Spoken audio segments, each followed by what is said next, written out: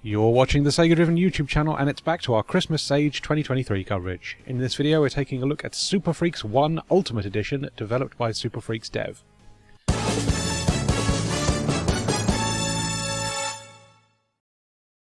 Now, we decided to play this one because I had a nice little recommendation, actually. So, Halatnikov, who developed Sonic Blast from the past, you should go and check out Super Freaks 1 Ultimate Edition because it's a lovingly made homage to early 2000s Game Maker and Yo-Yo Sandbox indie games, which instantly was like, okay, that sounds really interesting. I absolutely want to go and check that out.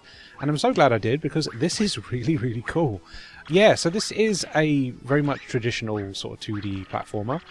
But the game has actually been in active development as far back as 2006, and this sort of Ultimate Edition basically just makes it, you know, extremely friendly for a modern sensibility. And as a result, it's just a really nice, fun playing little thing. So, very much a traditional platformer. You can run and jump around the stages, and you have a wall jump. That's basically all your abilities there. You jump on enemies, basically collect these little coloured blobs, which add to your lives counter. There is hearts for health, and there's just various gimmicks to interact with. Platforming is very traditional. It's just that wall jump, you get a little bit more elevation. But as the game progresses, you are introduced to more gimmicks, more enemies, and it often keeps the variety, very high as the game progresses. You're always doing something new from stage to stage and interacting with a new gimmick. I'm very impressed with the entire thing. It definitely keeps that old school early 2000s indie game aesthetic. It all kind of feels like it was drawn with MS Paint, which is no bad thing. I think it's an interesting visual style that is very nostalgic for people of a certain era.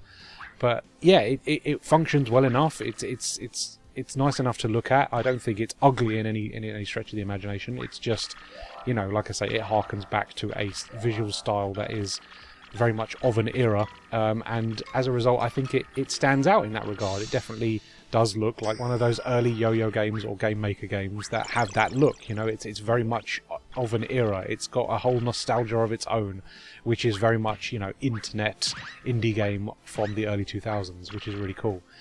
This is a really good time, honestly. Like, there's so much to do here. Like, it's a full game, like, absolutely well worth exploring. It has 2 entire campaigns, a heap load of unlockable characters and playable characters, and it's just really well built. Like, it doesn't feel unresponsive.